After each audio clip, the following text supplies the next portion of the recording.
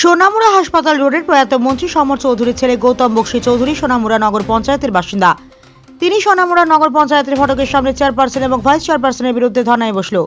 ওনার অভিযোগ সামাজিক বিচারের নামে নগর পঞ্চায়েতের চেয়ারপারসন এবং ভাইস চেয়ারম্যান ওনাকে ঠকিয়েছেন। উনি ওনার একই এলাকার রেজ্জাক মিয়া নামে ব্যক্তির কাছে প্রায় 3.5 থেকে 4 লক্ষ টাকার মতন পাওনা, সে টাকা সামাজিক বিচার করে চেয়ারপারসন এবং নগর পঞ্চায়েতের ভাইস চেয়ারপারসনকে উদ্ধার করে দেওয়ার জন্য গৌতম বক্সী চৌধুরী সাহায্য চেয়েছিলেন। কিন্তু ওনার অভিযোগ নগর পঞ্চায়েতের চেয়ারপারসন এই ভাইস চেয়ারম্যান ওনার টাকা আত্মসাৎ করে নিয়েছেন, টাকা উদ্ধার করে দেবে বলে উদ্ধার করে দেননি। এরই পরিপ্রেক্ষিতে আজ সকাল থেকে সোনামুড়া নগর পঞ্চায়েতের মূল ফটকের সামনে ধর্নায় বসলেন। ওনাকে দেখে কৌতূহলী জনতা ভিড় জমায় নগর পঞ্চায়েতের সামনে। কিন্তু এদিকে সোনামুড়া নগর পঞ্চায়েতের চেয়ারপারসন এবং ভাইস চেয়ারপারসন দাবি করেন যে ওনাকে ওনার টাকা সবটুকুই পাইয়ে দেওয়া হয়েছে এবং ওনার স্বাক্ষর করা কাগজও রয়েছে নগর প্রশাসনের কাছে। কিন্তু কেন এই ধরনের কাজ করছেন তিনি তা বোঝা যাচ্ছে না।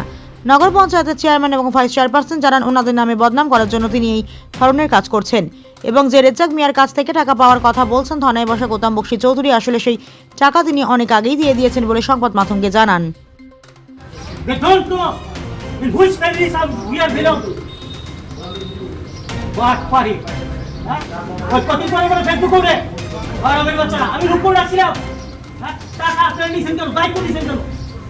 আমার সাথে ওর সম্পর্ক জানে পৃথিবীর কেজনের সামনে করতে আমার বউ জানে না, তার মেয়ে টাইম না আমার বউর কাছে করে পৃথিবীর কেউ জানে না আমি ওর কাছে কত টাকা দিচ্ছি কি জানি, কারণ আমার মুখ আর মার দশ সমান।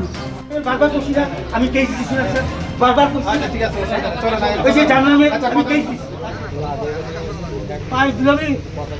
এটা বাংলাদেশ আর পাকিস্তান এক লোক বলে মিলে থাকবো সব বঙ্গ এক, সবাই মহান, তোমার মতো বল বল না।